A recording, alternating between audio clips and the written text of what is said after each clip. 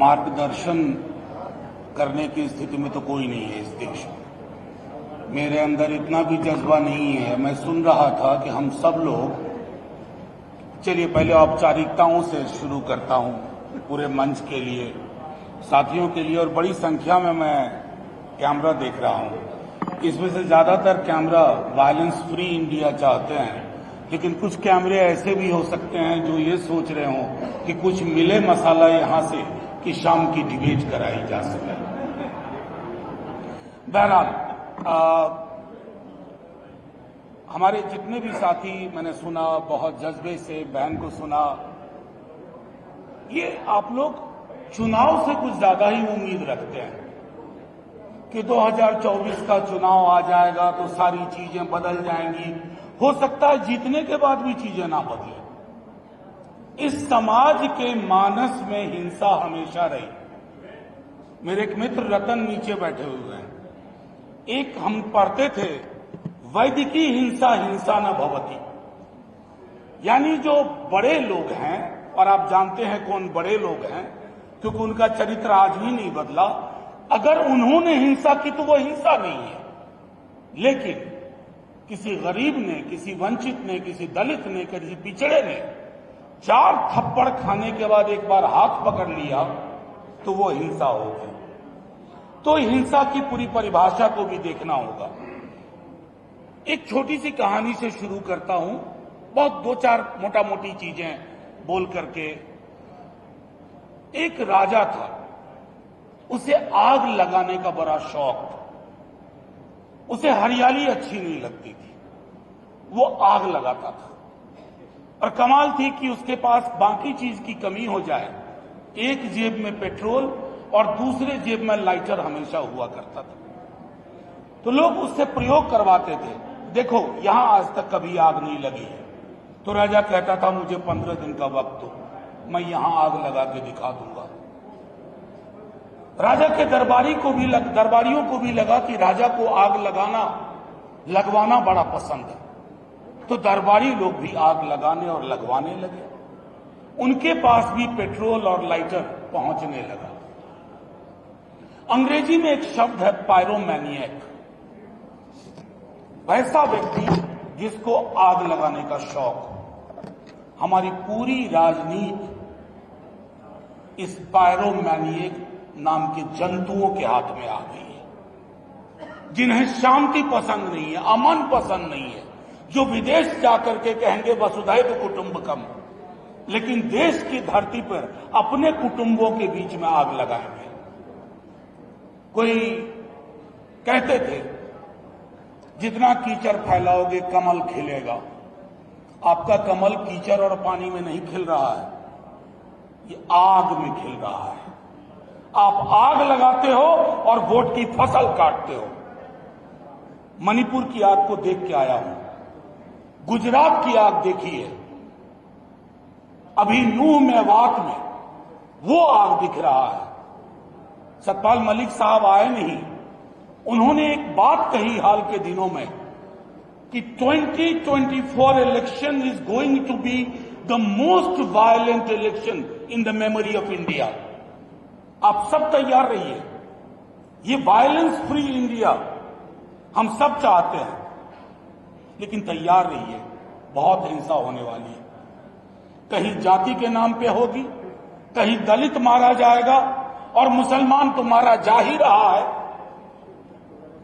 आपकी कोशिश सिर्फ चुनाव जीतना नहीं होना चाहिए।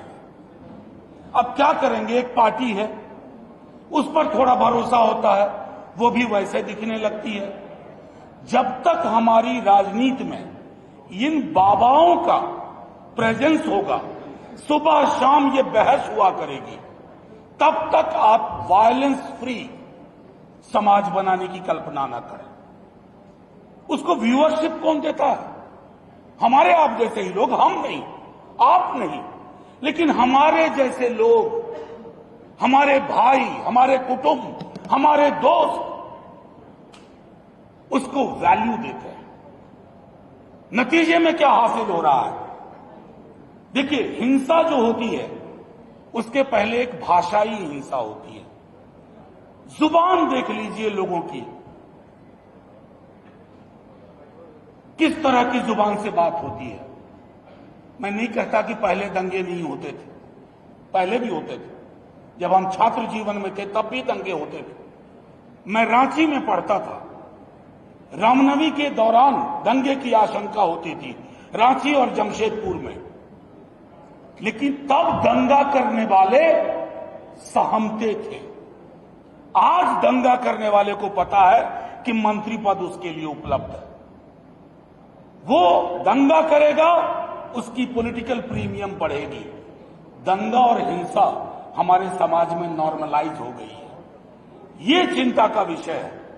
जिस दिन उस व्यक्ति चेतन सिंह ने गोलियां मारी ट्रेन के अंदर, मैंने 10 मिनट के अंदर कहा था कि लोग इसको विक्षिप्त बताएंगे। ऐसा हुआ भी। लोगों ने कहा मानसिक रोगी है, डिप्रेशन में चल रहा था। आपने करोड़ों की तादाद में ऐसे मानसिक रोगी इस देश में पैदा कर दिए हैं। हमारी कोशिश है कि उनको मानसिक रोग से निकाला जाए, और ये तब तक नहीं होगा जब तक हम लड़ाई अलग अलग लड़ेंगे। कि दलित की लड़ाई अलग, मुसलमानों की लड़ाई अलग, किसानों की लड़ाई अलग, मजदूरों की लड़ाई अलग, स्टूडेंट्स की लड़ाई अलग, शिक्षकों की लड़ाई अलग। ये तो टापू में तनहा तनहा लड़िएगा तो आग लगाने वाले राजा को और आसानी हो जाती है। उसे पता है एक को संभाल लो, अभी बाकी संभाल जाएंगे। देखते देखते एक देश की इतनी बड़ी आबादी को इनविजिबलाइज कर दिया गया, अदृश्य कर दिया गया। पॉलिटिकल पार्टीज भी चुप रहना शुरू कर दी। करे यार ये तो ठीक नहीं है, इस पर ज्यादा मत बोलो, वो वोटर नाराज हो जाएंगे। पॉलिटिकल पार्टीज का काम ये भी होता है कि आप एडुकेट करिए, अपने लोगों को बताइए। असल में दिक्कत हुई है बीते दिनों में, ये जो ब्रांड मेकर्स और आ गए हैं पॉलिटिक्स में, तो उन्होंने कार्यकर्ताओं को खत्म कर दिया। अब किसी भी पॉलिटिकल पार्टी को नॉर्मली कार्यकर्ता नहीं चाहिए। वो कहीं विदेश से पढ़ा हुआ कोई एक बंदा आएगा, उसके साथ 15-20 लोगों की टीम होगी और वो पीआर का काम देखेगा। तो कोई पॉलिटिकल पार्टी हो जो कार्यकर्ताओं की गर्व से निकली है, उस पार्टी में भी कार्यकर्ताओं को उस रूप में नहीं देखा जाता जैसे अब तक। मैं सिर्फ इतना कहूंगा कि साथियों, प्रेस के दोस्त, मुझे पता है कि अंग्रेजी में एक कहावत थी, if it bleeds it leads, यानी खून बहता है तो पढ़ा ज्यादा जाता है। मैं प्रिंट के दौर की बात कर, लेकिन ये खून आपके दरवाजे तक पहुंच गया, ये मेरे दरवाजे तक पहुंच गया है। कहानी मुसलमान से शुरू हुई थी, अब इस देश में कोई महफूज नहीं है। मणिपुर में वो जो वीडियो आपने देखे होंगे, सोच के देखिएगा एक बार, 1 मिनट के लिए रात में सोते वक्त, ये मेरी बेटी हो, आपकी बेटी हो, मेरी बहन हो, आपकी बहन हो। हिंसा के लिए जब तक आप पराया दृष्टिकोण अपनाएंगे, हम पराया दृष्टिकोण अपनाएंगे कि ये मणिपुर में हो रहा है, ये मेवात में हो रहा है, ये फलाना 1000 साल तक हम पर रूल किए, इसलिए अगर हम बदला ले रहे हैं तो ये सही है। अभी पीछे दिनों बड़े बड़े लोगों को न जाने क्या होता जा रहा है। भाई ने कहा ही, बहन ने बोला संविधान। अब कोई आप सोचते होंगे कि पीएम ने अपने को डिसोसिएट कर लिया कि मेरा आधिकारिक इनका बयान नहीं है। माफ कीजिएगा, ये बड़े उस्ताद लोग हैं, ये इतने उस्ताद हैं कि ठहरे हुए पानी में कंकड़ मारते हैं। अब देखते हैं लहर कितनी हुई। आज विवेक देबरॉय ने कहा है, पहले आनंद जी ने कहा था, यकीन मानिए 6 महीने के अंदर 3-4 और लोग बोलेंगे कि अब ये संविधान पुराना हो गया है। जैसे हम नया फर्नीचर खरीदते हैं नए घर के लिए, तो ये जो नया भारत है उसके लिए नया फर्नीचर यानी नया संविधान। उस संविधान नया वाले से होगा क्या? उसमें प्रस्तावना की जगह सेंगोल होगा, और जैसे ही प्रस्तावना की जगह सेंगोल हुआ, हमारी सारी लड़ाइयों की संभावनाएं खत्म। अब मैं आखिरी टिप्पणी करके, मैंने उनके साथ काम भी किया है, बड़े नेता हैं, बहुत हमेशा मंत्री ही रहे, गुलाम नबी आजाद साहब। अब उन्होंने कहा कि सारे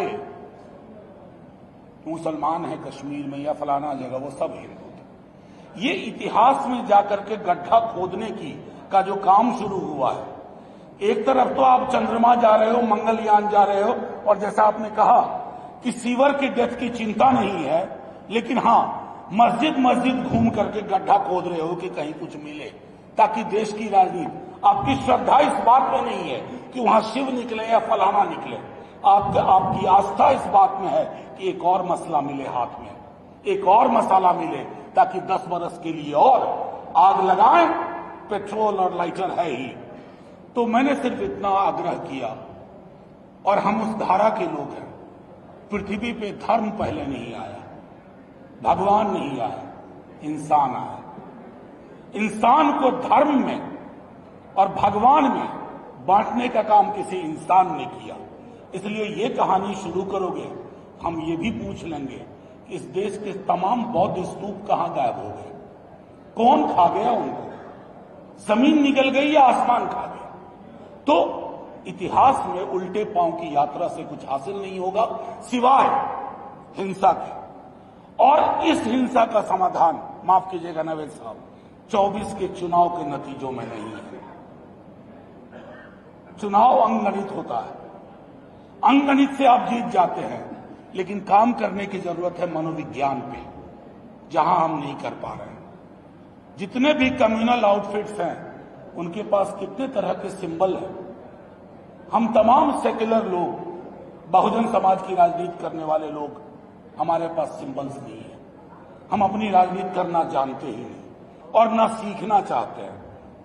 पीआर एजेंट्स के हाथ में अपनी राजनीतिक किस्मत हमने दे दी है। जब तक उनके हाथ से वो किस्मत की चाबी नहीं लेंगे, हिंसा मुक्त समाज नहीं होगा। जय हिंद, जय भीम, जय भारत।